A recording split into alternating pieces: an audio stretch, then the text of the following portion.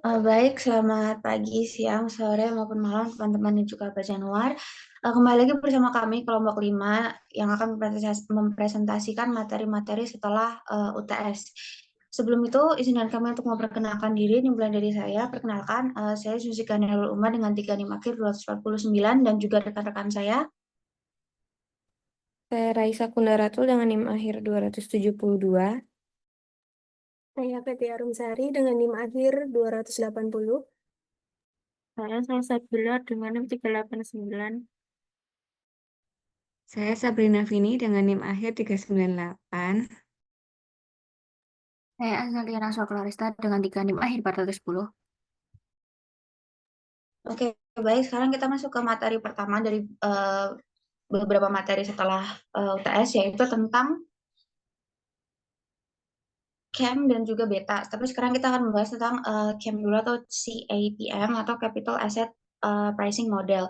Jadi sebenarnya CAM model ini adalah keseimbangan yang menggambarkan hubungan antara return expectation atau hasil atau pengembalian yang diharapkan dari suatu aset beresiko dengan resiko dari aset tersebut pada kondisi pasar yang seimbang atau equilibrium. Capital Asset Pricing Model ini dibangun dari teori portofolio Mark Coates yang dikembangkan terpisah oleh William Sharps pada tahun 1964, Chuck Treinoy pada tahun 1962, John Littner pada tahun 1965, dan Jane Mosen pada tahun 1966. Dan untuk karyanya ini, William Sharp mendapatkan hadiah Nobel di bidang ekonomi pada tahun 1990. Oke, next.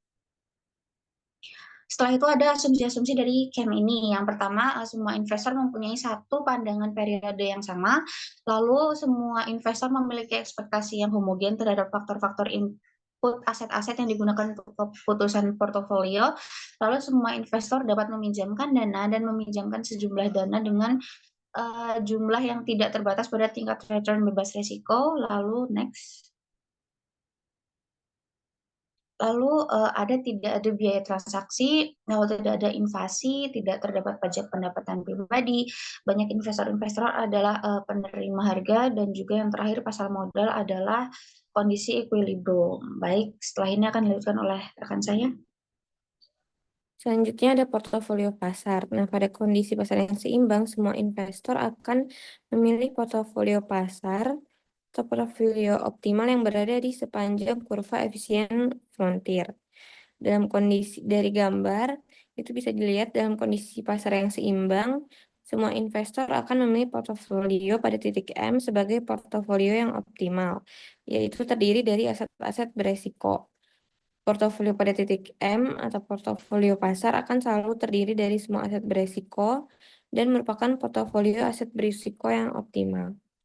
Next. Dengan demikian, risiko portofolio pasar hanya terdiri dari risiko sistematis, yaitu risiko yang tidak dapat dihilangkan oleh diversifikasi. Secara umum, portofolio pasar dapat diproksi dengan nilai indeks pasar, seperti IHSG atau LQ45 untuk kasus di Indonesia. Nah, selanjutnya ada garis pasar modal. Garis pasar modal itu menggambarkan hubungan antara return harapan dengan risiko total dari portofolio efisien pada pasar yang seimbang. Jika kurva efisien frontier dihilangkan dan titik M sebagai portofolio aset berisiko yang optimal diambil, maka kita akan mendapatkan garis RFL yang merupakan garis pasar modal.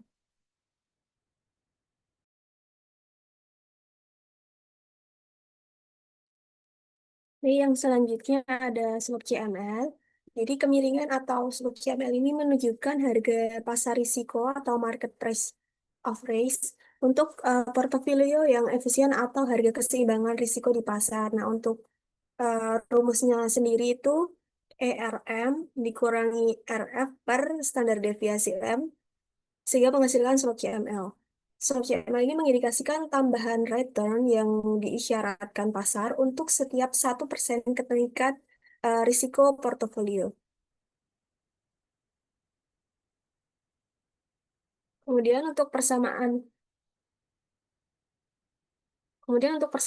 CML ini Dengan mengetahui slope CML tadi dan garis intercept atau RF, maka kita dapat membentuk persamaan CML menjadi ERP atau tingkat return yang diharapkan untuk suatu portofolio yang emisian pada CML sama dengan RF ditambah ERM dikurangi RF per standar deviasi return pada portofolio pasar dikali dengan standar deviasi portofolio efisien yang ditentukan atau standar deviasi EIP.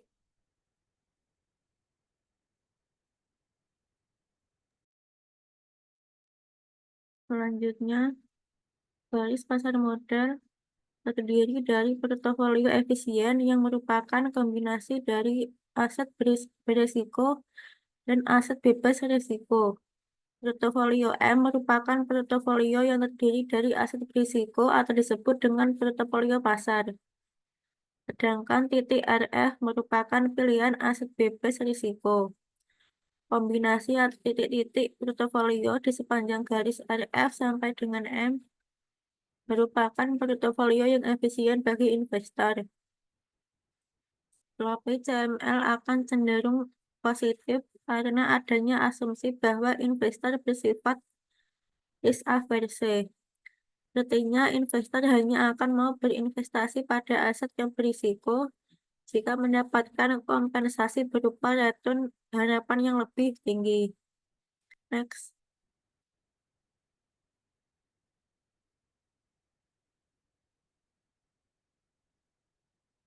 Selanjutnya, berdasarkan data historis, adanya risiko akibat perbedaan return aktual dan return harapan bisa menyebabkan slope CML yang negatif.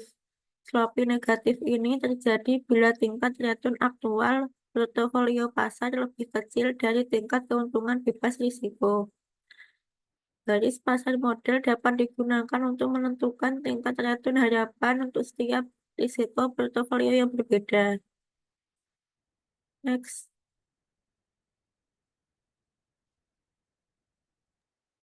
Oke, selanjutnya yaitu ada garis pasar sekuritas, di mana garis pasar sekuritas ini adalah garis hubungan antara tingkat return harapan dari suatu sekuritas dengan risiko sistematis atau beta.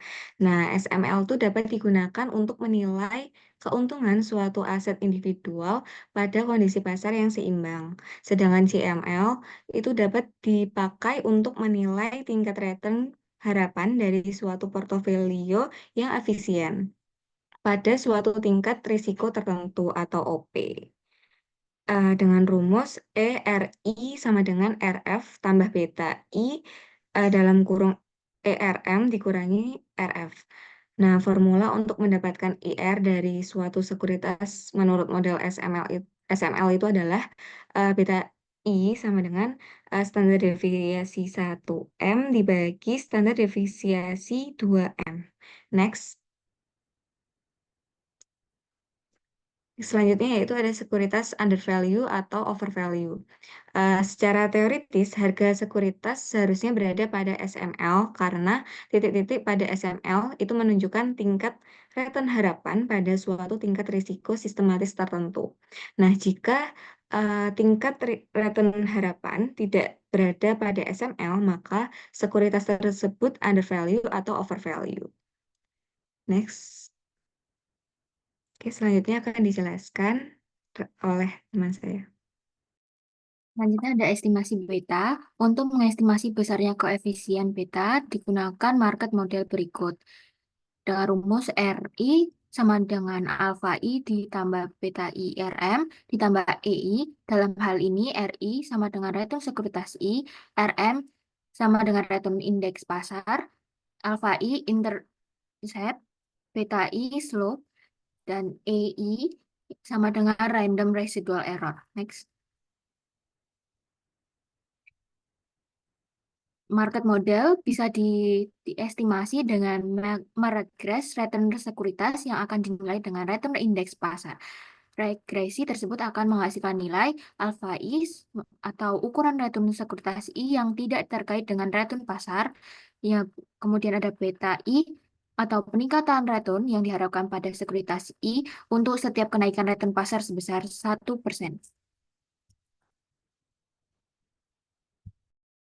Baik, sekian tadi presentasi dari kelompok kami mengenai materi pertama. Terima kasih atas waktunya dan attention-nya. Setelah ini kami akan membahas materi-materi selanjutnya dan sampai bertemu di materi selanjutnya. Terima kasih.